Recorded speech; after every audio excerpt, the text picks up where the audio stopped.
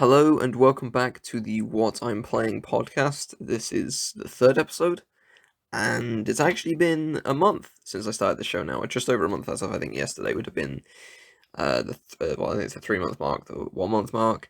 Obviously, this being the third episode, and it's every 2 weeks, so that's pretty. Time flies, and obviously, this is sort of part of what I'm doing alongside the other Destiny podcast and all the other stuff. So yeah, time goes pretty quickly.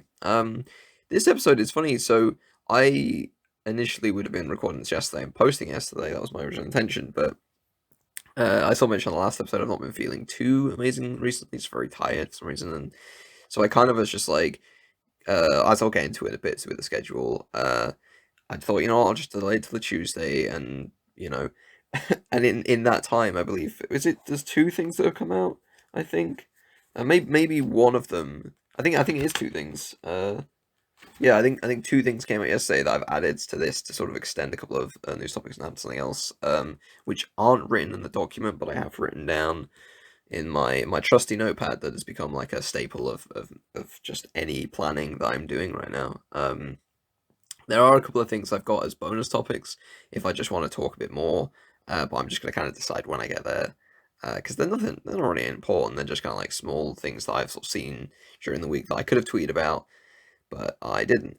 Of course, if you have any questions, corrections, or feedback, be sure to post them in the comments below. But yeah, said anything you can think of, to kind of let me know if you think anything should be better, any kind of suggestions, or yeah, just ideas in general, things, or just responses to what I'm talking about. Give me your thoughts on whatever we talk about in the show.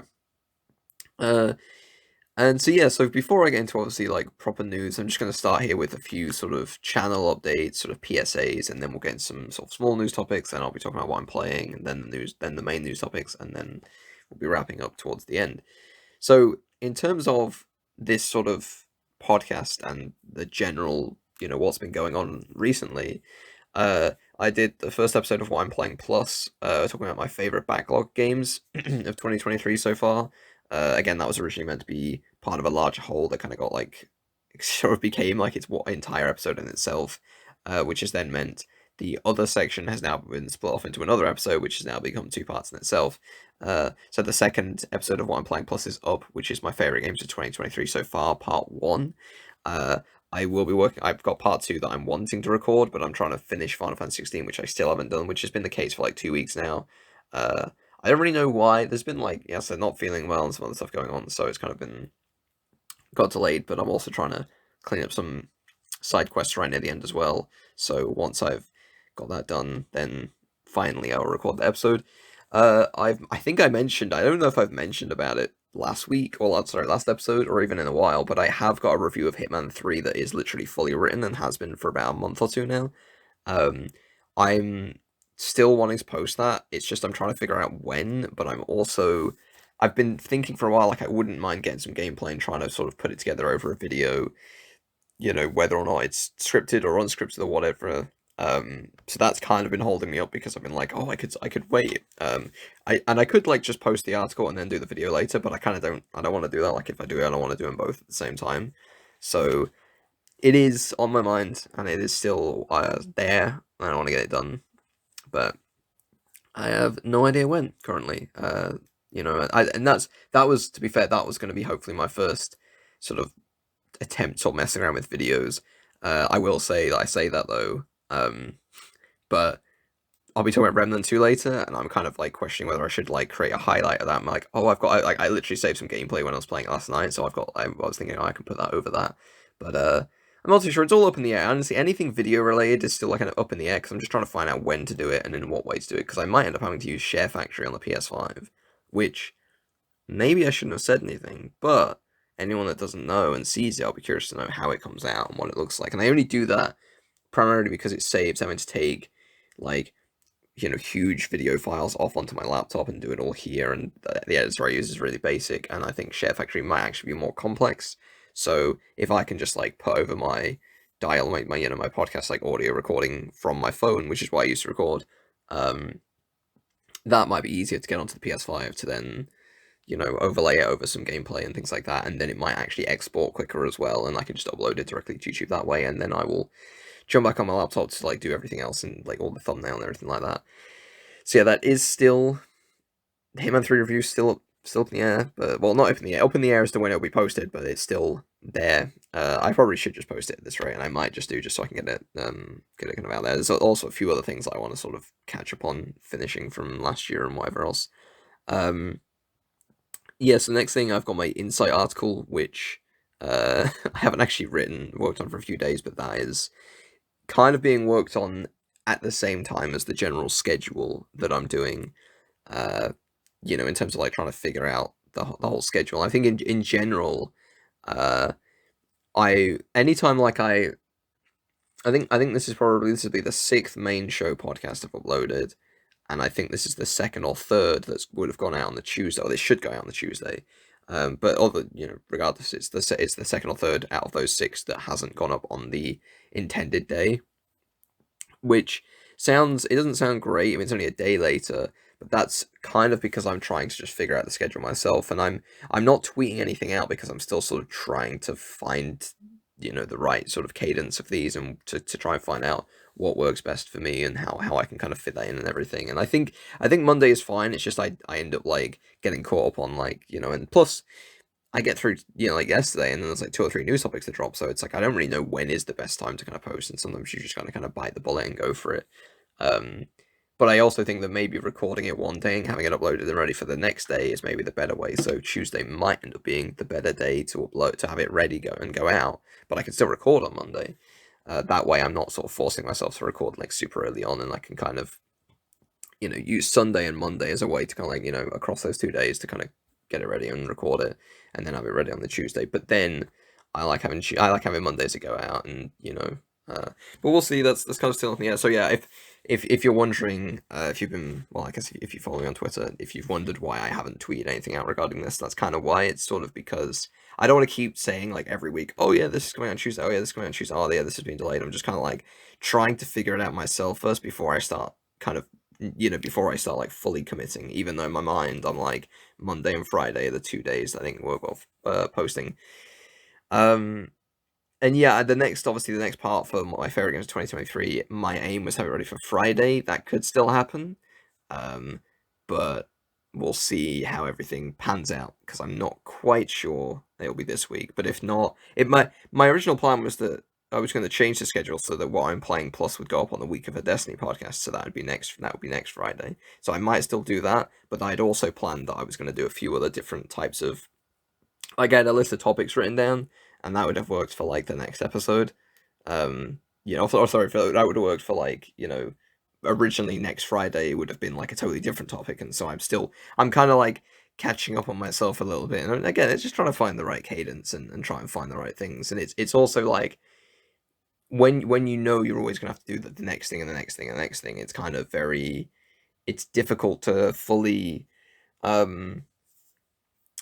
it like you can plan ahead, but it's difficult because it's almost like it is almost like very much never ending kind of thing. And I think I preferred this, like I said, over writing, because it feels a little bit more laid back to a certain extent. The actual planning document I've got for this episode is actually shorter than the last one by about 3,000 words, which is probably because there's less quotes, but I've also written less because I used to write my thoughts all down, and I'm trying to.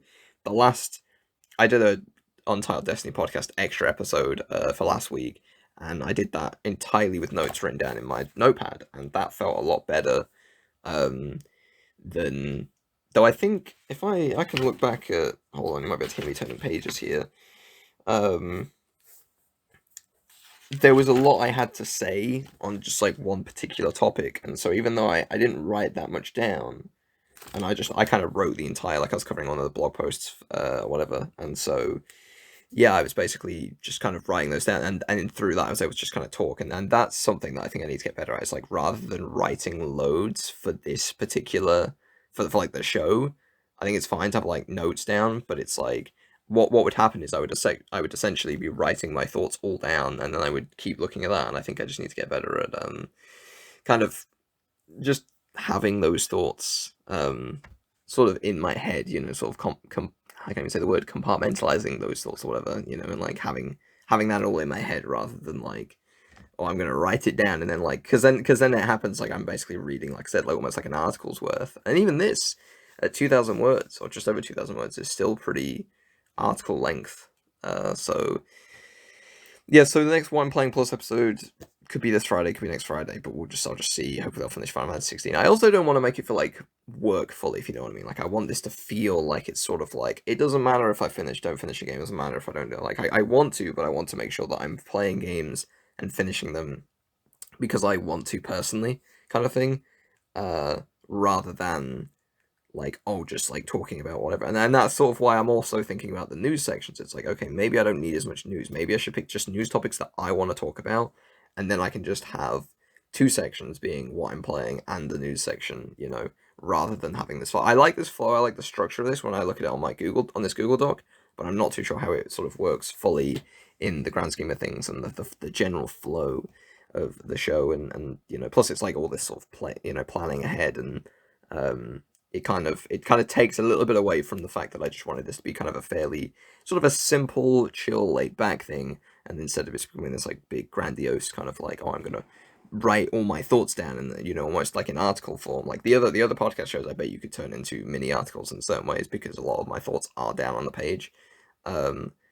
And I think I need to do better at just kind of like, that's why I'm trying to think of using this notepad more, because I can hopefully write things down quicker on here, and I can kind of read from that rather than. Plus, there's something kind of nice about using paper and pen over typing. I've typed stuff for so long, for years. I mean, recently I've used a pen more in the last few like week or two than I think I have in years, because I just barely ever write anything because most things are done online. It's kind of crazy. So yeah, so I think that's pretty much it for this section. As I said, Remnant 2 might be a video highlight sort of thing, but that I'll get into either later or I'll just kind of figure that out separately. But for now, let's kind of leave that section. Let's get into some of these smaller news topics. There's a few here, about 6 or 7, I think. 3, 4, 5, 6, 7. I think 8. No, sorry, it is 7, but I'm counting. Yeah, right. Ignore me. 7 news topics, all pretty small, but there's some cool stuff here. So first, I want to talk about Sea of Stars, which has just recently gone gold.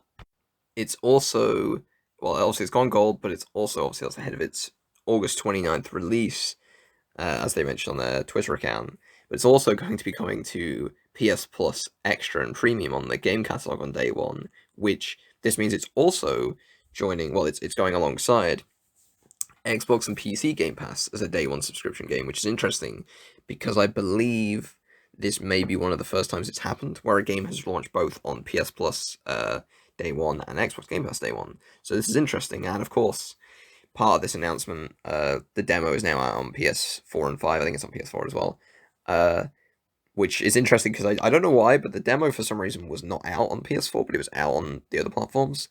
There's not too much to say here, but I will say this. I mentioned about this, I think last episode, that I really want to check this out because I think it looks such a nice game. Like, just it's the art style which draws me to it, and I've seemed to have become a lot more drawn into like pixel art style games recently. So yeah, I don't know when I'll play it. I have the demo downloaded, like it was one of the first things I did. But with everything else, I'm just not too sure. I'm kind of thinking I'm gonna play more Remnant 2. But I'm also gonna now I'm gonna be talking about in this episode. I'm gonna probably go back, finish Final Fantasy 16, then play Remnant. I wanted to play Pikmin as well on Switch, so there's kind of that as well. I'm not too sure when I'll get to Sea of Stars, but this is one that, unless I play the demo and I hate it for some reason, which I don't think I will, um, I probably will just be buying this on August 29th. Like, I could upgrade to extra and go and get it for like quote unquote free, but I'm just sort of like, nah. This is the kind of game that I would rather just buy outright, kind of thing. I don't know if they're doing a physical version of it, honestly, but I feel like you could do some the artwork and stuff for the game is really nice. I wonder if you could do some nice cover art for the game or something. I don't think there's anything else. This is the thing, because now I've written stuff on the Google Doc and my notes. I'm like, how I written something down in my notes that in the notepad that I haven't on Google Doc, but I don't think I have. I think this is separate. I'll get. I think the main things are these new news topics I've written down here. But so yeah, Sea of Stars, it's gone gold, comes out August 29th, sorry.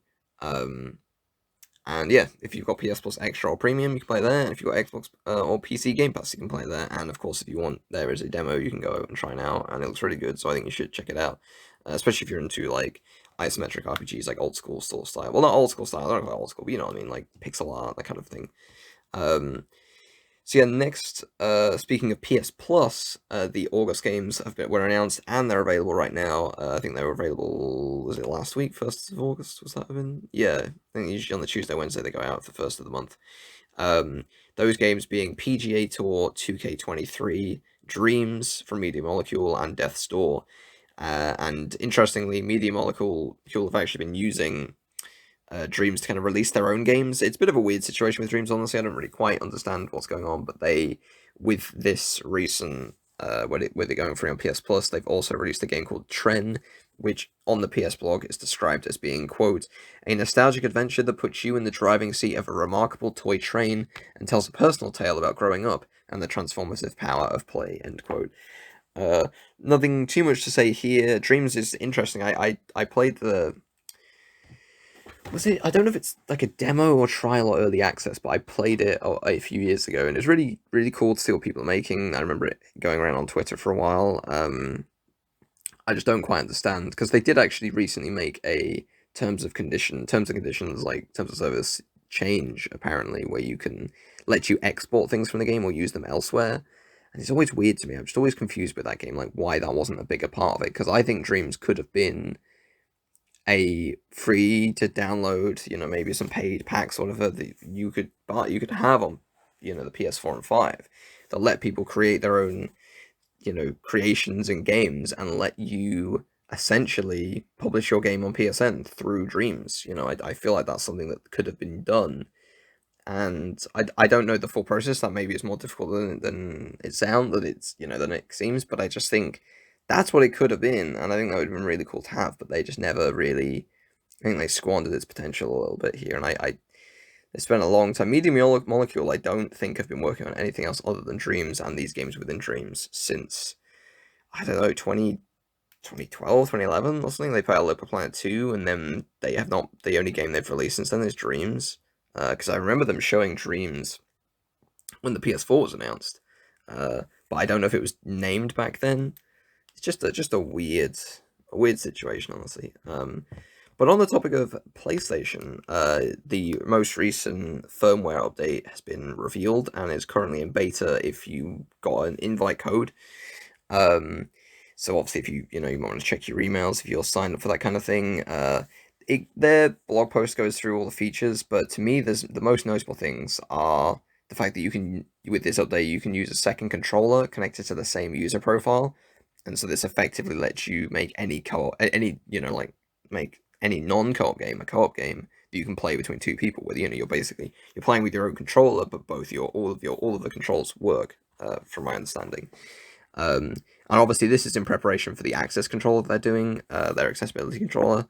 But obviously, this can be used in just any way you want. So it's really interesting, and they even call out that you can use it to play, a game with another person or whatever, or a younger person. I think it's a cool thing.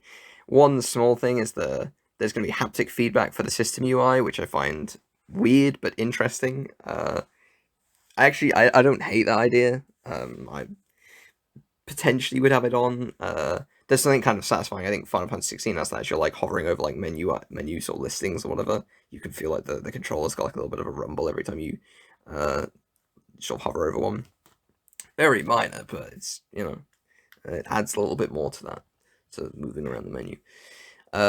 You're now able to invite players to a party without adding to the group. This was an interesting one because I believe back on PS4, this is how things were. You could create a party and then you could use it for messaging. And then with PS5, they then made part, or just before PS5 came out on PS4, but also in preparation, I think, for the PS5, they made it so that you could create, when you create a party with someone, it was like taking place within a group, and you couldn't really just have a party that existed for one time and then go back to it. It was like no, when you create a party, it's like a group now with messages and everything like that. So this sounds a bit like kind of blending the two, where it's like you can have a group, but you can invite players in without them being added to the group, sort of thing. So it's a bit of a weird one, this one, but cool.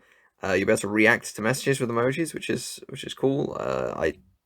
that's the first time. I don't think you can do that on PlayStation either on the app. So this is the first time that's coming.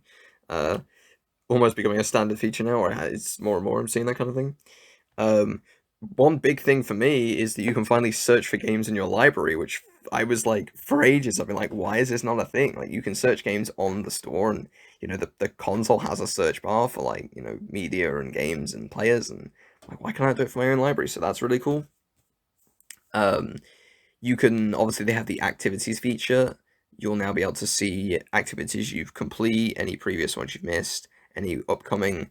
So that seems like it's going to be more of a robust feature. You'll be able to adjust the volume or mute the beep sound when turning on or turning the PS5 on or off. Which I guess it's cool if you want to just have it so that you turn on the PS5. I like the beep personally. Maybe it's not as good as like the Xbox's beep, where it's kind of like a proper like chime, I guess, like a little not tune, but it just sounds a little bit more interesting. The PS5 it's a bit boring with just a beep, but if you don't like it, you can turn it off or turn it down. And along with everything else, there is also support for 8 TB SSD expansions, which is up from 4 TB. So I currently have a 1 TB expansion, it's like storage expansion, but I have thought like, man, I wouldn't mind a 2 or 4 TB or something. So maybe I'll just wait and get an 8 TB one. I'm pretty sure they will cost quite a lot still. But yeah, that's that. Seems interesting. I would like I haven't got a code for this beta, but I have done in the past for a couple of them. But I honestly just don't like joining them necessarily because I'm just a bit concerned that it's gonna break my PS5 or PS4. I think at the time, because you just never know. You don't want to download something and then screw everything over. So moving on, just last 2 or 3 items here. I say 2 or 3 items, it's actually 4. Diablo 4 has a new patch coming later this week. There's not too much to talk about here. I'll just go through some of what it contains. I'm only really covering this because I sort of spoke about it on a previous episode. So you can sort of count this as a bit of following up from that. But basically, they had a campfire chat live stream with several devs, both in reflection to the update they posted, to the Season 1 update, but also one for this update. And I think the update comes out later this week, I think on Thursday. I could be wrong, or Wednesday. So tomorrow, potentially. But the patch notes are available. This is patch 1.1.1, I believe. And I won't go into all the specifics, but from a high level, they say goals-wise for class balance, they wanted to improve Sorcerer and Barbarian effectiveness, strengthen builds that aren't reaching a high power level, and diversify use cases for legendaries and effects that are just too situational. And then on top of that, there's also various other quality of life and balance adjustments. For example, they're increasing the monster density in Nightmare Dungeons and Helltides. Bosses above level 60 now have more health. They're reworking rewards so that bosses above level 35 will always drop a legendary. Elixirs can now stack up to 99, up from 20, and an additional stash tab can be purchased with gold, and obviously there's much, much more. I actually quite like that Elixir one, because it's like, not that 20 is terrible, I just think it's nice having more space, and of course more stash space is always good. As I said, not too much to talk about here. I'm actually still behind on Diablo 4. I want to go back and finish the story so that I can actually properly play the season stuff. But I've been playing a bit this season. I've got a few ranks into the season. I think I might rank 12 or something, so or level, tier 12 or on the battle pass. So making some progress. But yeah, I'll get to that at some point. And of course, it's also really cool to see the communication from the Diablo 4 team. It's honestly really, it like the way that they came out were just like saying, "Oh yeah, we'll never release a patch like this again." Very, very strong wording, but like I think a lot of players that are invested into that game will probably appreciate that because it's just I mean people are weird. People don't appreciate a lot of things, but I just think the Diablo 4 team are doing pretty good job of like staying in the loop, being communicating a lot, hosting these live streams and being pretty kind of upfront and candid with everyone. It's very very cool to see. So moving on from that, this one's really cool, very niche, little news story. If some people might have heard of a game called Patapon, but they recently announced a spiritual successor called Ratatan, and it just went into Kickstarter, and within, I believe, less than an hour, I've got the, hold on, I've got yeah, within less than an hour, it was funded, and then within 3 days, it's been fully funded for all platforms. They basically had a stretch goal for it coming to consoles, so now it is confirmed that it'll become, well, that's, I say, confirmed. Obviously, they've got to make it fully and everything, but it'll be coming to consoles. And they've got a bunch of other stretch goals. I'm looking at it now. It's currently sat, at least in pounds, of 636,000, and the number's going up while I'm talking. Hold on. This number's just literally gone up by £1,000 as I was talking. It's now at £637,597, and that's currently what's been pledged. And the goal was only £109,391. So they're currently sat at 5 to 6 times what their goal is, and they've got a few other stretch goals. I'm looking at it here. They've got a secret ending, orchestrated music, customized forerun, and the hard choices are the last 4 stretch goals that they've got listed. But they've flown past a lot of their other stretch goals. Like the console version, a mini game. David Wise collaboration. I think that's to do with the composer. I think I looked that up. I could be wrong. Chiptunes version. I assume that's to do with music. Just a bunch of different, different goals that they've hit, and it seems like it's going like really well. So that is very cool to see. I think I'll be playing that. Hopefully, it doesn't take too long to be made. I'm curious to know how far in development they are, because they've already shown like gameplay of it. So it must be in development somewhat, unless that's just generally a like a prototype kind of thing. Though I would imagine, considering the art style and everything, it could be as early as next year. Honestly, who knows? Potentially, unless it still needs to be fully built. But obviously, it's in Kickstarter for a reason. So yes, this next one, honestly, I've not actually fully watched the gameplay, but if anyone's interested, there is a gameplay overview video for Armoured Core VI. I think it was some previews that went out, so people have been playing that. Game comes out in just 2 or 3 weeks. I'm not sure if I'm going to get this at this current point in time. I might do, but I'm sort of weighing it up against other games. Also, not sure it's my kind of thing. I said before that I'm not huge into like mech games, so we'll see. I won't talk too much about. I won't say anything more here because obviously I've not watched anything much. I think I mean it looks alright. It looks a bit kind of levels are super open, and I'm not always a huge fan of that. It almost looks like a huge map rather than like a level, if you know what I mean. And yeah, but when I see games like that, it's kind of off-putting to me because it can feel a little misdirect. You don't quite know where you need to go and things like that. I could be wrong. Like I said, I've not played it, not probably watched the gameplay, so I should do that. And just as one final little news topic here, Ratchet and Clank Rift Apart is now out on PC. I believe it came out on 26th of July. And just as I guess this is such a minor thing, but Digital Foundry tried running it on, I think, a minimum spec device, but with a hard drive, like almost similar to the PS4 rather than an SSD. And they showed like what it would be like, kind of going like Ratchet going through these rifts and sort of like flying out elsewhere. And it's a really funny video. I think they've obviously got full coverage on it on their YouTube channel, but they also, John Linneman posted a tweet, like a video on Twitter with that, and it's funny. It's Ratchet like flies through this rift, and the game just like tanks so hard. Like it takes, usually in the game, it's like you're in this rift, like this transition between rifts for about 2 or 3 seconds, but in this it's like 40-50 seconds, and it's like stuttering as he's like going through it, and the frame rate drops to like 1 frame per second. It's really funny, and of course seems to show that the game was indeed, they weren't lying when they said you needed an SSD. But even though I was always the believer, I was like, I think you could get that game running, but I think it's more like you wouldn't be able to get it running without an SSD in the way that they've built it, because I think what it does is they put you into these different levels. They don't like create they're not, it's not part of the same level. They're throwing you through these different environments. They're literally taking you from one planet to another sort of very quickly.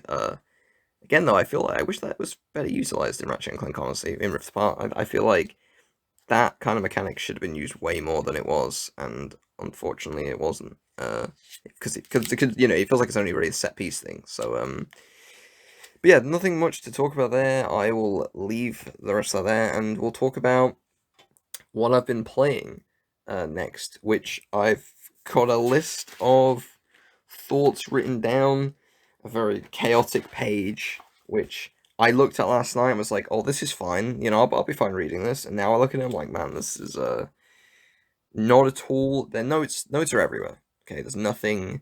It's no organization to this. So yeah, let's talk about what I've been playing. Okay, so first, in talking about what I'm playing, there's not too much to talk about for Final Fantasy 16 that I haven't already said. I still think this game's awesome. I haven't finished it, as I said, still at 97% complete, which might have been. Was that where I was 2 weeks ago? No, I think I've made progress since 2 weeks, but it's been a week since I probably played it. But I'm just kind of, like I said, mentioned earlier, I'm just sort of going around clearing up some side quests, which the game decides to give you a whole heap of right near the end, and I think it even gives you some more as you're completing those. So it's like, yeah, it's taking a bit of time to kind of get through, but that might be what I get to today. Like later today, I might focus on that, because yeah, it's honestly just a really cool game. It kind of bothers me it's taking me so long to get through because I feel like there's so much. It almost makes me want to replay and just focus on the story because like I feel like I've not properly processed everything.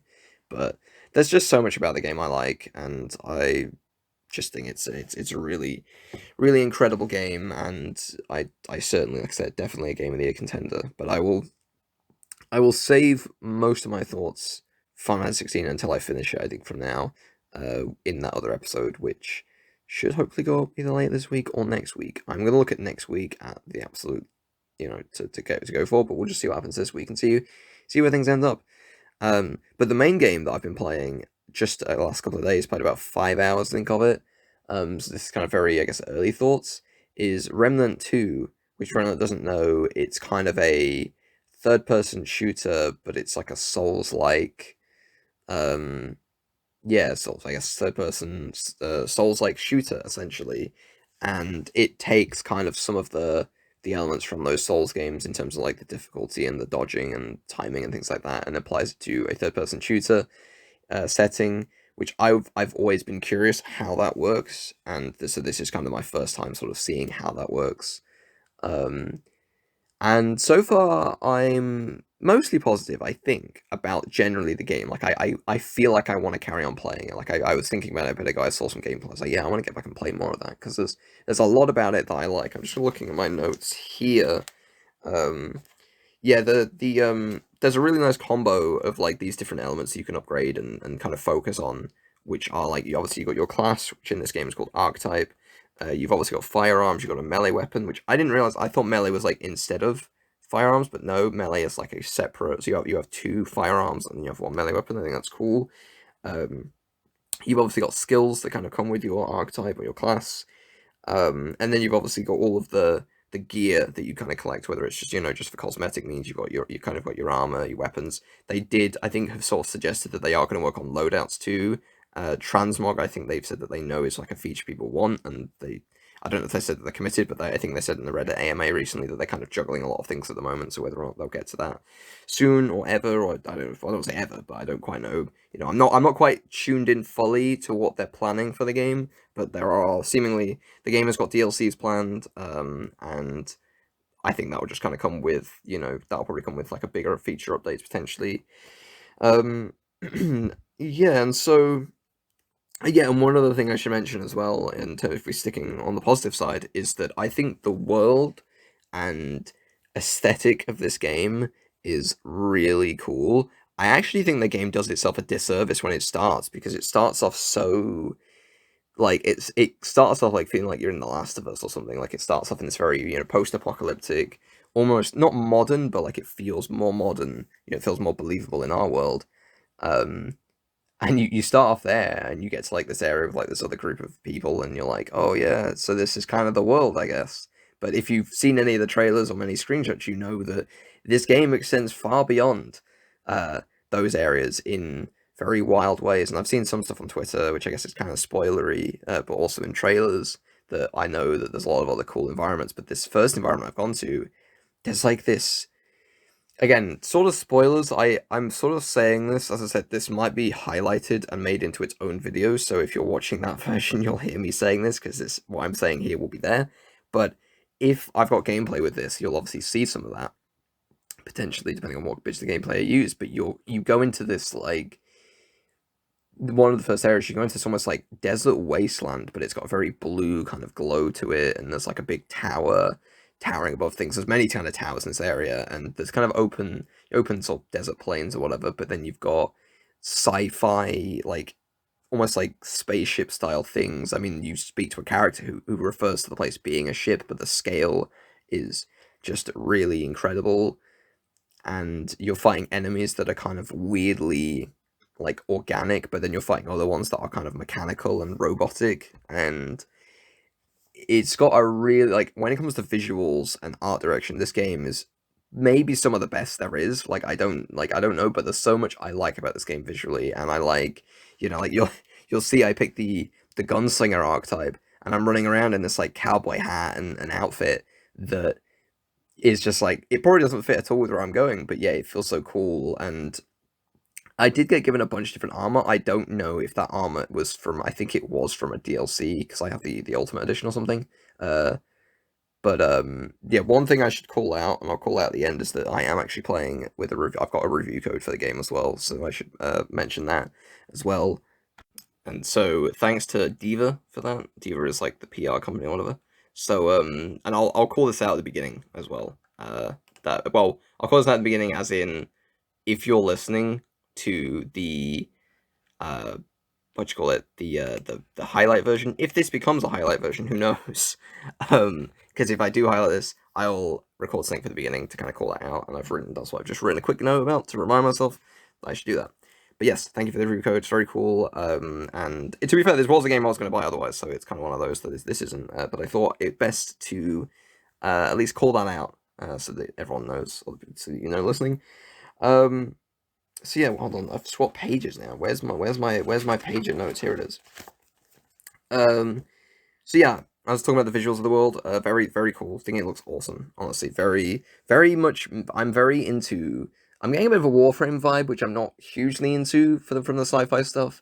But it's also got so much else that kind of clearly shows this very sort of merging sci-fi and fantasy, but also kind of modern, uh, post-apocalyptic, sort of aesthetic, and it's a really cool sort of combination of all these different sort of designs, and I'm very curious to know how that's going to go, sort of going forward. It's like I said, I'm like, I mean, it's cool, like I'm running around in the desert, in a desert area, as a cowboy looking character fighting organic and mechanical sci-fi creatures and monsters. Like, it's very very inspired, and I think it kind of continue. From what I know, it continues. But of course, as I said, on obviously the loot system as well. I've not really got too deep into that so far, because obviously I've kind of found, like, I've got like one of every item, but I don't think I've got too many multiples of each. I've got a lot of relic modifications. So your relic is kind of like a separate ability that seems to give you like a buff. Or currently, I think the first one you get is called Dragon's Heart. At least this first one was that I got, and this kind of regenerates your health, and so you kind of add these modifications or whatever to them that kind of give you like stat buffs to your general characters, like resistances and things like that. Um, and so I'm curious to know where the loot goes. I haven't got any other weapons just quite yet, and I'm hoping that I do soon. I'm sort of, that's one part of the game I'm very sort of curious about, but you can definitely see how there's a lot of room for like builds and different things like that so far. So that's one part of the game I'm very sort of curious to see sort of pan out and play out and sort of see more of. Um, let's see. Looking at my notes here, yeah, I think so. There's a lot of really good things about the game for sure.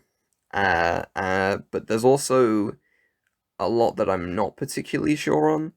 Uh, I think the biggest problem I've had so far is how the dodge feels. Now, one thing I need to try is, I believe, your movement speed and your dodge speed, or whatever, or how quick you dodge, changes based on the weight of the armor you're wearing, which is very Dark Souls like. Um, and so that's one thing I want to try to see if that'll help.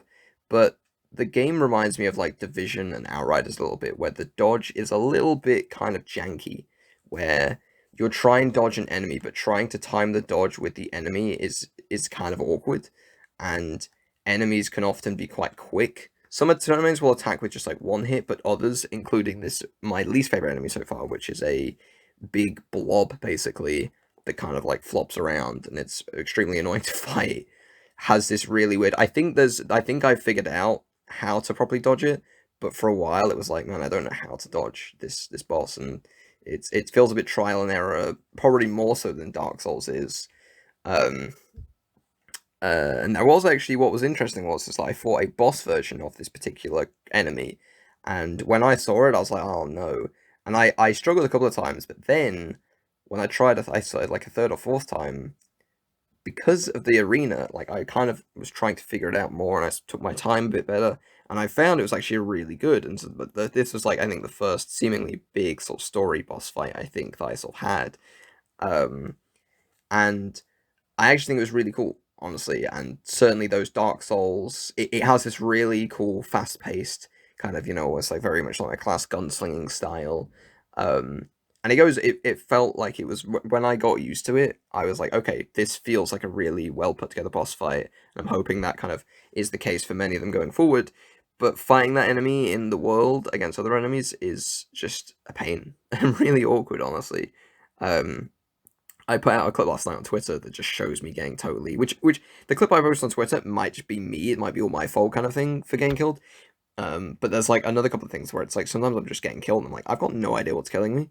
Um, and it's funny because like a lot of people will be like, oh, it's a skill issue, but it's like, man, but I didn't, when I go back, when I play Dark Souls, I don't have much stuff like this. Like, you can get overwhelmed in Dark Souls for sure, and you can get killed, but you can generally, like, I feel like looking back, I'm like, okay, I get why, you know?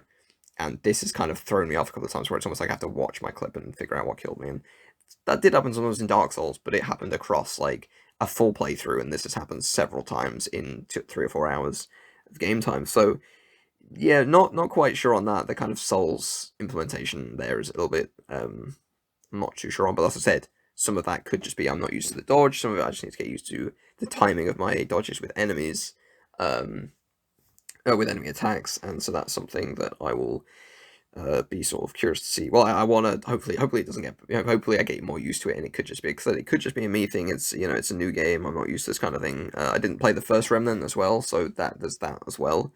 Um, Another thing that I find now, this could be I haven't not like went back and checked this, but from my understanding, in Dark Souls, you can run away from enemies. Like if you're sprinting, you run quicker than the enemies, and you can. So if you're getting chased, you can run away from them. Obviously, some things you can't run away from, but generally you can.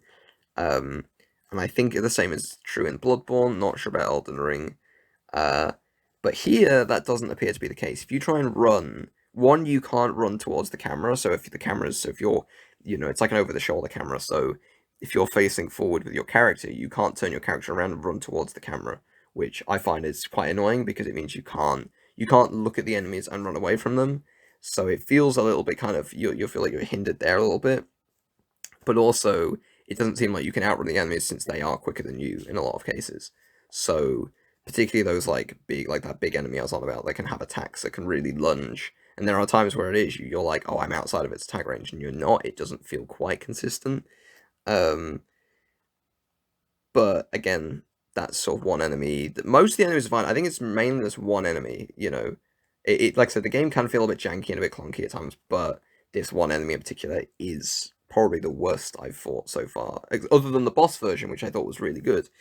Um, and I finished it, and I was like, actually, that wasn't too bad because I was so like when I saw it, I was like, oh man, I can't believe the first kind of like maybe proper boss I'm going to fight in this game is the enemy that I already have a dislike for, but it actually wasn't that bad. In terms of non-combat things, though, um, and actually one thing I should also mention is that game feel I might have become a bit of a snob for, just in how like a lot of games like this, obviously this isn't some huge AAA big budget, game, and I feel that that's kind of um a game feel, but this is where I struggle with things, right? Because like I talk about game feel, and like I don't like when a game doesn't feel particularly great to play, and there are a lot of games like that, like Assassin's Creed Valhalla and even Origins and Odyssey. I'm like, the combat in those games is honestly subpar to me, and I just don't understand how that doesn't get called out. Uh, and so some of that could just be me being like, like, oh, I'm so, because a lot of games, I think a lot of games I have played feel really good, but some people would sometimes say, "Oh, it's an age thing," but it's totally not because there's some PS2 games that play way better than a lot of games coming out now, and I think generally this game plays really well. One thing I was going to compliment it for as well is its the shooting feels really good, feels very snappy, responsive most of the time, uh, and it's only really those like janky kind of rolls that I feel like that holds the game up kind of thing. Uh, but generally, it's been quite good in terms of game feel. But this kind of dodging is something that I'm sort of either having to get used to or feels a little bit inconsistent, and some of the enemies feel a bit awkward to fight. But yeah, going on to what I was going to say before, in terms of non-combat stuff, I was going to sort of just talk about the menus, which the menus aren't bad in how they look necessarily, but it's just black and white. Like it's just a black background with like white text, and some of the text is really small as well, and it doesn't really highlight the stuff you're using very well, and everything looks a lot darker than it should. And I don't think it's a brightness thing because the game in the world looks fine, but in the menus it just looks very dull, and it doesn't quite highlight the loot and the things you've got equipped very well, and I feel like it needs to do better to kind of like stand out more. And on top of that, the virtual cursor is, again, it reminds me of what was really bad about the one in Black Ops 4, where for some reason, devs seem to feel like they want to have if this should just be a toggle, I don't know why it's not, but not all the menus require a virtual cursor. Like they shouldn't need a virtual cursor. The worst part about it is that it likes to snap the virtual cursor to the thing you're hovering over slightly. It doesn't always do it, but it like has like a center point that it wants you to highlight over kind of thing. And I just hate that. I hate that when you're making, I think it's to make it easier so you can select what you want, but it actually makes it more difficult because sometimes you're trying to select one other thing or you're trying to make it precise, and then the game snaps you to something else. And that is just straight up bad. And I don't quite know why it's not a toggle. I think I remember Black Ops 4, it was like that in the beta, and then eventually they fixed it for the game, or they let it as a toggle, I think. So yeah, that's something that I hope they change, or it's not the end of the world. It's just that for a game that you're going to spend a lot of time in the menus with, I feel like it isn't that great. I assume on PC you probably don't have the issue because it probably doesn't snap your mouse cursor to it. So yeah, I think that's pretty much everything, honestly, on my thoughts. Just trying to look now at what else I've got in case there is. Yeah, one other minor thing is that sometimes the game hasn't been particularly clear as to where I'm supposed to go, which is probably more of a me problem, I think, because to me it's like I want to carry on with the story, and it makes me like, because I want to carry on with the story. I don't necessarily want to just carry on with the story. I just kind of want to know, like, when does the game want, like, I don't quite understand the game fully in terms of how it's set up just yet. So I'm kind of like, where do I get to go next? What should I do next? And I'm very focused on, let me just get through the story. I want to get to a point where the game's more open to me, and at the moment it doesn't feel like it's very open. It feels like I'm still in the sort of opening hours, which I am, I think. So, it doesn't feel like I don't really have that desire to explore right now because I'm kind of like limit. I'm kind of like I said, just very early on. I feel like I'm in the. I've done the prologue. Like I am in the game now, but I don't quite. I don't like it. There's no even quest log or nothing like that. I don't quite know when am I free to go and explore. When am I? And I guess I can do that anytime, but I don't know what. Do I need certain things that I don't yet have? It's a lot of things like that, and so at the moment it feels very kind of like um not very clear as to where to go. Um, yeah, and as I said, the map's a bit awkward to use as well, which doesn't help that as well. But I think that's pretty much it. Oh, and another thing, for some reason they don't like auto pickup for ammo. I don't quite understand why ammo can't be an auto pickup. Just make it an auto pickup. It's silly. Like you're not going to choose that you don't want ammo. Maybe you don't, but you just auto equip the weapons if you don't use them. And I wish that text in the text on some parts of the menu are really, really small. But this is a problem with a lot of games, honestly. Very, very minor to be fair. Um, but yeah, the one thing I will say, the one thing that's pulling me back is the potential for the loot in this game, the world, the aesthetic, the gunplay, as I said, is pretty good, honestly. Which is not always a part of that some games struggle with. And even though it can feel a bit janky, like I said, a bit like Division, a bit like Outriders. Generally, I'm enjoying the game, honestly, and I want to keep playing more. And I just hope that I can get used to some of the enemy designs, and hope that all that goes well. Because as I said, there's a lot here. As I said, aesthetically and visually, I mean, I'm always a fan of like combining like fantasy and sci-fi. I think it's a really you can get some really interesting stuff, especially when you kind of not just combine the two in a game, but also merge them so that you're kind of like playing in a very fantastical looking place, but yet it's sci-fi at the same time. When you're, like I was talking about that desert area, that very much is that in itself. You're in this.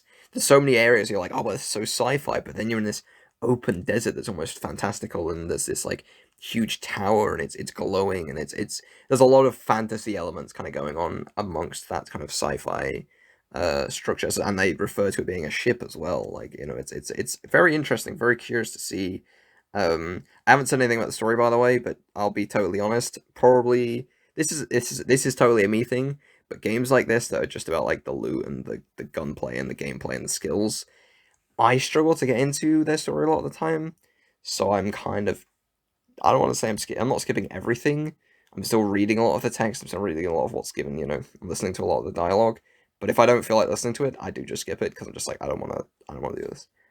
um, but yeah, I think that's pretty much everything. I've gone through all my notes here. I think, but if not, I'm sure there'll be more to talk about when I next talk about it. But yeah, I do think this is a cool game, though. I don't think it's. I mean, I've seen a lot of people saying it's like some people saying it's like game of the year. I think it's fine if someone thinks it's their game of the year.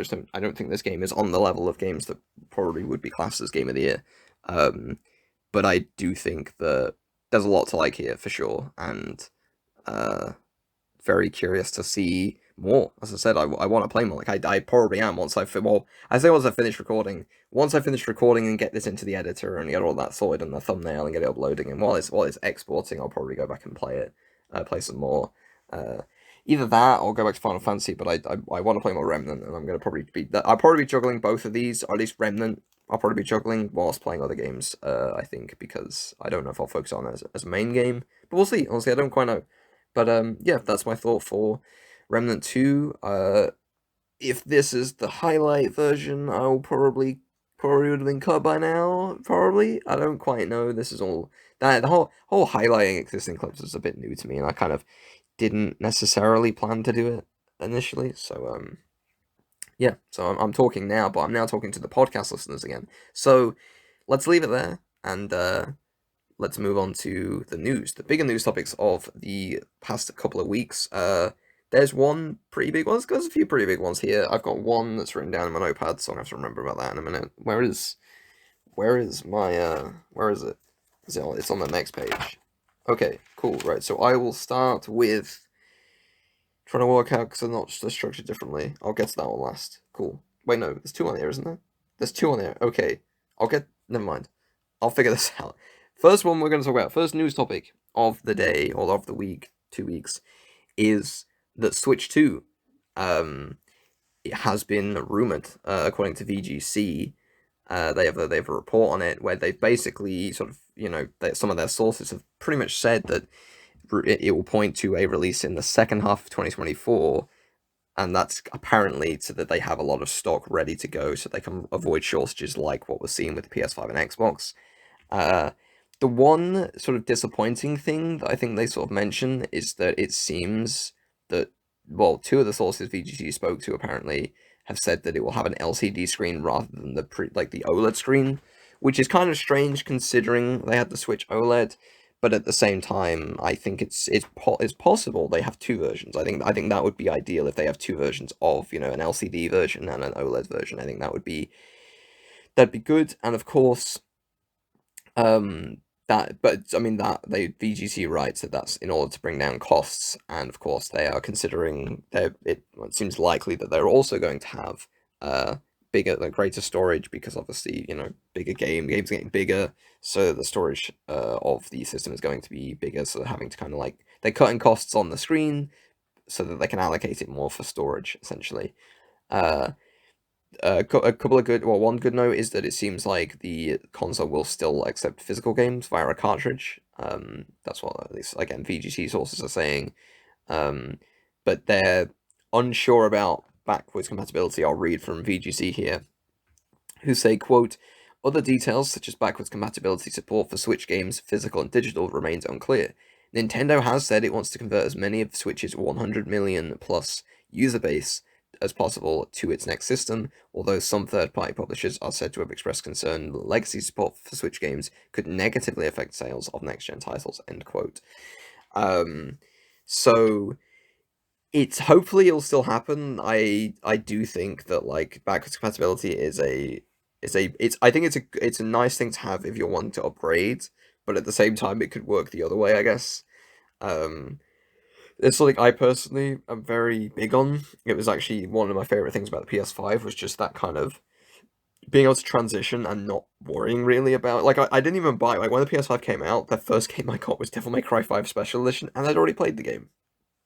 Really silly purchase, really, but none of the first party launch games were really all that interesting to me at the time. Not that I didn't want to play them, like I wanted to play them, I just didn't, money and everything else like that. I wanted to just get the console, and so I ended up playing some PS4 games on it, and that was really cool. It was really cool to just have that transition. I got the most recent hardware to kind of set me up for the next generation, but I was able to kind of carry on playing games with no real, and the whole cloud save thing. I just uploaded all my saves to the cloud, downloaded them on the PS5. Really, really cool, honestly.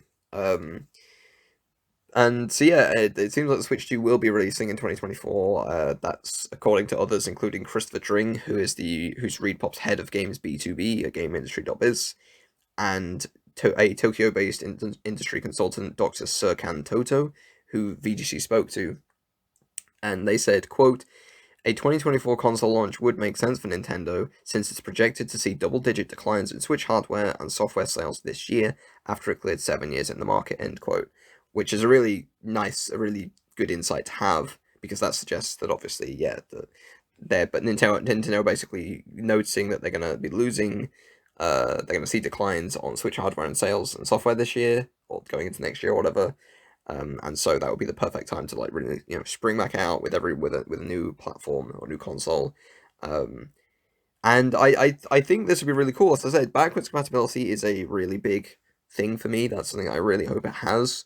I'm curious to know about what their launch lineup's looking like, because I have a bit of a theory here, because we've got Super Mario Bros. Wonder coming out on October 20th. We've got November 10th or 11th or something like that, or 9th is Super Mario RPG, the remake.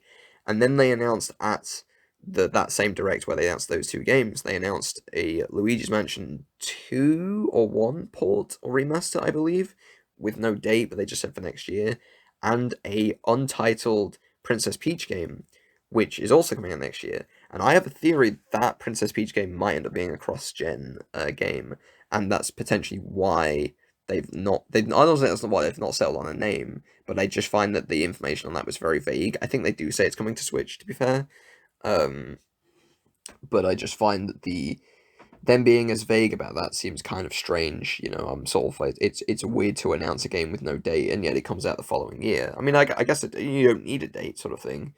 Um, but I do just wonder if that's going to tie into the next generation of Nintendo. And I think launch title wise, I think we're looking at a new 3D Mario game, which I think will be like the successor to Mario Odyssey. And maybe Metroid Prime 4, which I think that's the announcement, right?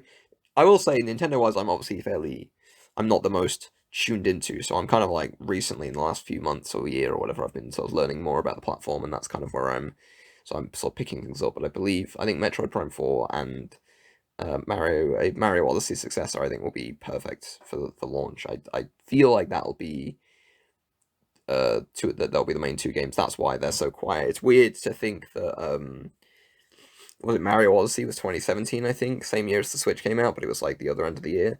And so we're heading towards 6 years since then. So by next year it'll be 7 years, and that'll be seemingly, I think, a good enough time, considering the time between other 3D Mario mainline games. That seems like a good time when they will release that. So yeah, honestly, Switch 2, I'm actually, like I said, back compat is something I'm very interested in myself, and hope it does have, because that will probably determine whether or not I buy it, since I'm not too into Nintendo. But I will, if it's got like boosts for like the previous console, but it's also going to be, like not only playing new games but can play with your old games and has boosts for those games in terms of frame rate resolution. I think I'm more likely to buy it. I will though. one thing that I thought about was that this will probably come out close to the PS5 Pro, so I'm like, oh man, which one do I get? But I think if all goes well with the Switch, I will probably be more likely to buy a new Switch over the PS5 Pro at that time, and then I'll get the PS5 Pro later. Potentially, it depends on how close they come out together and what things are looking like. So yeah, so there's not too much else to say, honestly, for that. But yeah, I'm curious. I'm very much looking forward to it. I imagine we might not see a reveal this year, but it might be next year potentially. Uh, and I'll be curious to know how late in the year is it going to be second half like July, August, September, or is it going to be more like October, November, December? Probably November. Um, but I think if the PS5 Pro is coming out, I'm curious to know how they kind of like go up against that. But I don't think Nintendo have to worry as long as the console isn't terrible and as long as it has like these things people want. I think Nintendo would be just fine, especially if they've just had this generation that's just been a wild one for them, and Switch is one of the best selling consoles in the world. Uh, and potentially it'll even reach the top, maybe, where it becomes like the best selling console and beats PS2, which I was looking at those numbers the other day, and I was really impressed. I was like, man, I didn't realize I didn't realize all these different numbers, how much each sort of platform sold. It's really, really interesting to look at, honestly. Um, so yeah, we'll leave it there. Next, I'm only going to really mention this in passing because this is one of the things I wrote down. This actually happened yesterday. I was originally going to be talking about Modern Warfare 3 being leaked, with an announcement coming this week, but never mind, it's already been announced, and it is definitely called Modern Warfare 3. It has a red color scheme instead of the green that we're used to for Modern Warfare. It comes out November 10th, I believe, and they posted the teaser, has some dialogue over it. Looks like you see Makarov in it. They've got the tagline, "The ultimate threat awaits," which I think definitely lines up with Makarov, who is obviously like the main villain of Modern Warfare 3. Uh, Curious to know what the story's gonna be like. I'll be totally honest though, I am basically tuned out of Call of Duty at this point. I'll probably be playing this in terms of the beta. It's possible there'll be, maybe I'll end up, if there's a possibility, I'll do some freelance for Eurogamer, possibly, if that's there. Um, much like I did for Modern Warfare 2. And so I'll cover it for that, but I don't particularly. I've been very sort of checked out on Call of Duty for a long time, where I just kind of don't care about the games as much anymore. Like, and I don't quite. I liked Modern Warfare 2019 a lot. I like that new direction, but just this whole like, oh, Warzone and item shop and microtransaction fest and just everything. It's Call of Duty's just kind of become everything I don't like from games, really, and it is very much the same every year. Um, Not necessarily as a game, like not each game is not the same, but in terms of the general, like, oh, time to unlock gold camo again for like the 10th year in a row, like it's just very, very samey. I don't feel like they're doing anything really to innovate. And how can you when you've got to release a new game every single year and you've got to have a whole seasonal model, and it's a mess really. And I just think that they're running COD into the ground, and it means we then miss things like how we used to have like zombies from Treyarch that was really good, and it felt like Black Ops 3 was like the it was almost like Black Ops 3 was almost like the magnum opus of zombies, I think, in a lot of ways. Even if it didn't contain everything, uh, it was like a really good send off, I think, for the zombies sort of mode.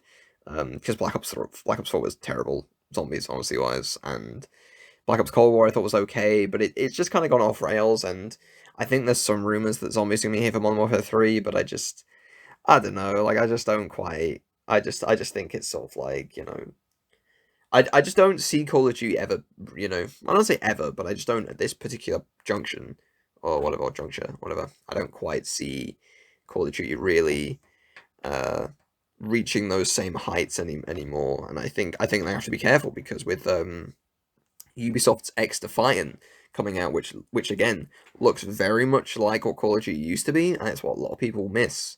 I think if they're not careful, I think X Defiant could really kind of pull people away from Call of Duty potentially. Um, Maybe not fully. Like I'm sure Call of Duty will still be popular, but I'm very curious to know how that's gonna turn out, honestly. And it's obviously got some talent from Infinity Ward, like Mark Rubin, who's like maybe his director or something, and he obviously used to work at Infinity Ward, so the guys behind it, if it's not totally. And people dunked on that game, by the way. I remember when X Defiant was announced, I was like, man, this game looks kind of like Call of Duty, what everyone wants, and everyone dunked on it and said it looked terrible. I was like, I don't know what people are on. I think this game looks pretty fun actually, and people got to play the beta. I didn't even play the beta, by the way. People played the beta or whatever. People liked it, so we'll see. Hopefully, it comes out soon if it has a good launch. And yeah, and in terms of Modern Warfare 3, I'm not really that bothered, but I'll probably check it out. As I said, I'll probably try the beta and things like that. I'm sure it'll be fine. It'll be like Call of Duty has always been, but I don't anticipate this isn't gonna totally, take over my sort of game time, But moving on, a game that could in many ways take over my game time actually, but I did actually play this last year, and I want to play more. It's just a big game and it's very confusing and there's a lot going on. But Final Fantasy XIV has some fairly big news recently on two sides. One is that it has a new expansion called Dawntrail, sorry, coming to the game in summer next year, which is obviously going to have all the things that you typically expect from an expansion. But the game's also coming to Xbox for the first time. So we'll focus on the expansion first. So I have a list here of a list of features that are coming with this expansion, reading from the PS blog. So this is all quoting. This is a list that they put of everything it has. So, quote, well, again, I'm just reading a list, so I'm saying quote, but it's just a list of items that the expansion is going to have. It says you can journey to the new world, is that Torul or Turul, and its capital, Tuliolal. See, there's going to be all these names I'm not going to be able to pronounce, isn't it? Explore new areas, including the mountainous Urkopacha and the forest of Yaktel. New allied tribes, including the diminutive Pelupelu, who wear distinctive masks and inhabit Urkopacha. The level cap has increased from 90 to 100. There's multiple new jobs. Core battle content include FATEs or fates, hunts, treasure hunts, and side quests, new dungeons, new threats, including Valagamanda, duty support update, new gear and recipes, expansive new lifestyle content, new variant dungeons, alliance raid, 8-player raid, and ultimate raid, PvP update, ongoing content updates, including a blue mage update, inconceivably further Hildebrand adventures, new plans for deep dungeons, and a gold saucer update. Again, lots of stuff. I have no idea what it means, but I'm sure Final Fantasy XIV players do. This release is also coming with a really big graphical upgrade that it looks very good. They've said it will bring significant improvements to both character and world visuals, and it's also going to improve screen-wide aesthetic appeal with high resolution textures and shadows and improved materials qualities. Which I mean, I looked at screenshots for this, and I don't know, compared to what I played in the game, not to say the game looked bad, but this looks insane.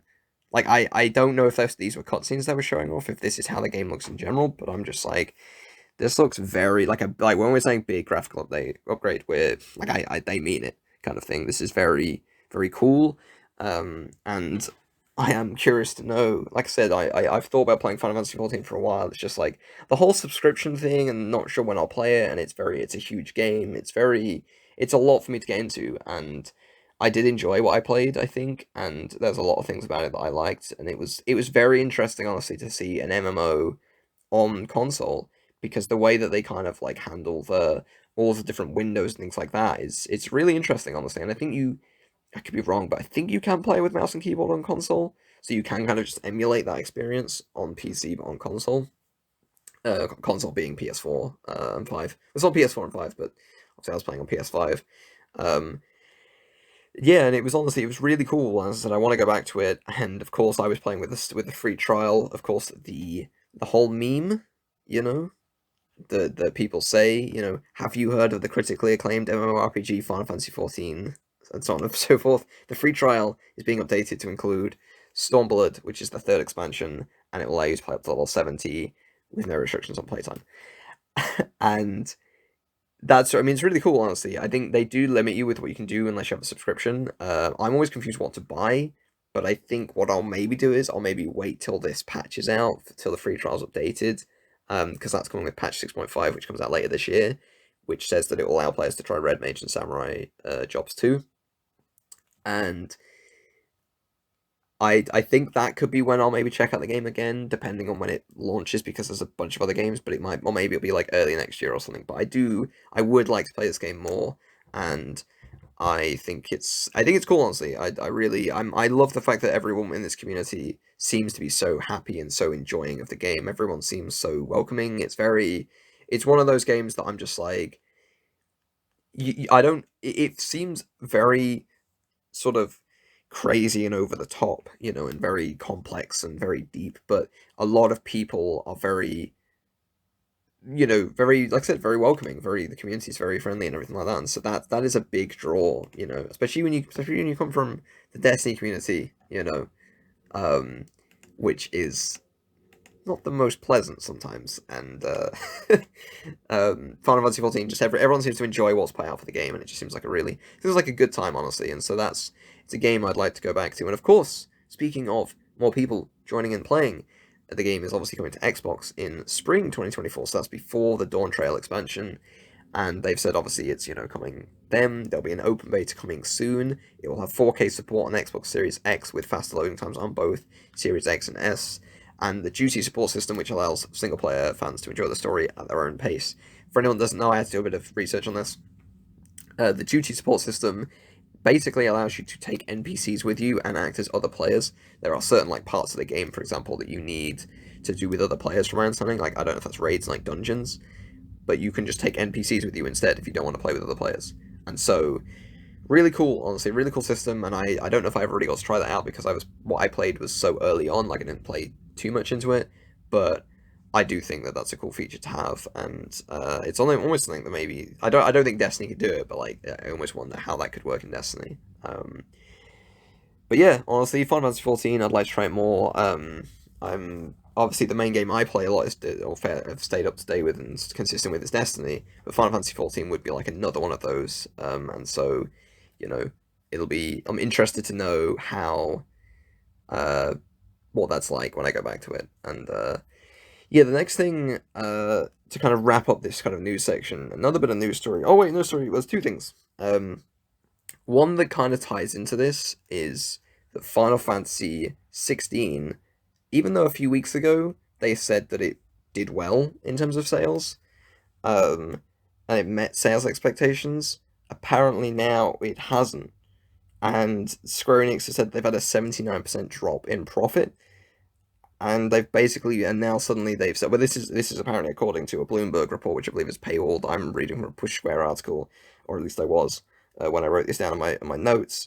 It's interesting because they've got a new CEO who has seemed to blame he's blamed PS5's quote unquote slow adoption as to the game not selling that many, even though a few weeks ago they said that no, it was doing well and it surpassed that. They're very happy with the sales. Um, but it sounds like this new CEO is very much it sounds like he's against the game being only on PlayStation. Honestly, it almost makes me wonder: is he going to change that, and that hence Final Fantasy XIV coming to Xbox, and could be that could be the situation. It's a bit weird though. I mean, I've heard this about Square Enix, that they are kind of a bit, 1 minute they'll say, "Oh yeah, they met our expectations," and the next minute they're like, "Oh no, it didn't," and they seem to backtrack that a lot, and it's a bit strange. I don't know how you can be annoyed at 3 million sales from one console, which could be 4 million now, who knows? And that's one of the best-selling games of the year, on PS5 only. So, a bit weird, honestly. Don't quite understand that. Not too much to say there, but I think Final Fantasy XVI is great, and I think everyone should go and play it. And just for a final news topic here, I reported on this a couple of weeks ago, or a couple of episodes ago, sorry, that there was a rumor about a Red Dead Redemption port or remaster coming to PlayStation or coming to consoles. That has now been officially confirmed. It's coming to PS4 and Switch. Releases on August 17th, and there's a physical release, I believe, in October. Obviously, it's not coming to PC still, which I've heard is apparently due to their engine. And apparently the engine they built the original game on is not particularly the best. So that's kind of preventing them from fully getting it onto PC, unless they basically remade the game pretty much. So and on that note, it seems like this isn't even a remaster; it's more a support. Now, I'll say, I mean, I looked at some of the screenshots. Some of it looks like the original, and other parts look like a new, like it has been, like it does look better than I think. But I'm not particularly well tuned into what it was. I never really played the original. But they didn't make any. They didn't say about whether it's got updated textures, as far as I know. They just kind of said, yeah, it's coming to those consoles, and it comes with Undead Nightmare as well, which is really cool, by the way. Um, I have from what I've heard, it may be 60 FPS on PS5.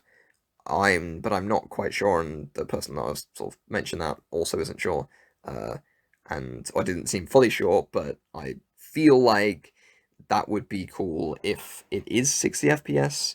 I feel like it should be at bare minimum. That kind of feels like an expectation. So hopefully it is. It's not. So it's going to PS4 and Switch, but it'll be playable backwards compatibly on PS5. And so if it runs at 60, that'll be really cool because that's kind of what I wanted. Well, I wanted to play it on current gen, but I also wanted to play it at 60 if possible.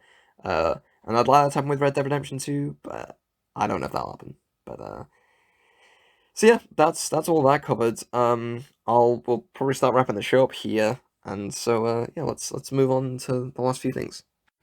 So I think generally, like I had a couple of topics. I don't think one of them I was going to basically talk about Xbox and how I just find that they've got there's a lot of bias towards Xbox on social media, and I sort of think that PlayStation are very corporate, and basically Xbox have kind of, because they've had a focus on their community, they've been able to, you know, come across as like the better company. But I won't talk too much about that. I won't talk, about that because I think it's worth it. And I kind of already sort of spoke about that, I think, around the last episode, and I don't even know what triggered that. I just wrote that down here, so. Yes, but the one I will talk about just briefly is there was a PC Gamer article that, to be fair, I didn't read, so I don't want to, quote, say that I, didn't. But they basically said that they were basically criticizing Ratchet and Clank Rift Apart for being too short, about 10 hours playtime for $60 or $70 or whatever. And to be fair, PC Gamer have had a few strange articles recently that kind of are very weird takes, kind of thing. But this one was especially kind of like, I think a lot of people again were just like, oh, okay, it's PC Gamer on it again. But one I don't remember, like, this is an interesting one because I don't remember Ratchet and Clank or Rift Apart being a 10-hour story, honestly. Like, maybe it was, but I just remember finishing it really quickly, and I thought that it was really disappointing. I felt like it was almost like a 10-hour game, like everything, like to do everything. And maybe that's false, maybe it's wrong. This is why I want to replay Ratchet Rift Apart. But Rift Apart, I look back on and I feel kind of disappointed with, in a lot of ways. And so I kind of agree with PC Gamer on some weird sense. I don't think length should equal quality, but I don't think Rift Apart necessarily. It feels like I don't know. It's weird to describe, but like length shouldn't determine value necessarily, because it's more like the quality should determine that. But at the same time, length is still an attribute or a parameter within which you can sort of judge something in, because something might not be long enough or it might be too short, and that can be a detriment because it can feel that it ends too quickly or it doesn't quite wrap up things very well. And I think Ratchet and Clank certainly falls in that ballpark. For me personally, Rift Apart is too short of a game. And not to say it should be like a really sprawling game, but I just felt that it felt very light on content. It felt very short. It felt like it wasn't doing anything particularly ambitious, and having, I've been looking forward to having Ratchet and Clank's playable characters and having to play as Rivet for a lot of the time, about half the game, was kind of disappointing. I don't hate Rivet, I just wanted to play Ratchet more, have Ratchet and Clank together, and Ratchet and Clank don't spend much of the game together, really. And I just sort of, I find that was like a bit of a disappointing thing. This is why I want to go and play Ratchet and Clank Rift Apart again and see what I think on the second time going through. Or I say second time, yeah, it would be a second time. I know I'm going to play on the hardest setting, and I'm going to hopefully be removed from all this, because there are a lot of things about Rift Apart I do like. But at the same time, I thought that it was quite disappointing for me after waiting for so long. And a lot of people liked it. I don't know why. Didn't seem to click well with me. I just felt that it wasn't really sort of hitting the heights that I feel like it could have done, and it doesn't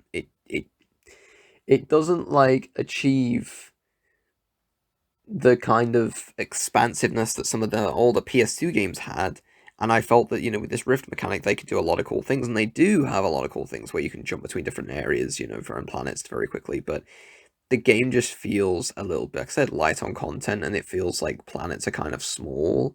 And I don't mean small necessarily. It's like small, not necessarily in the amount of space they take up, but in the amount of like stuff you can do there.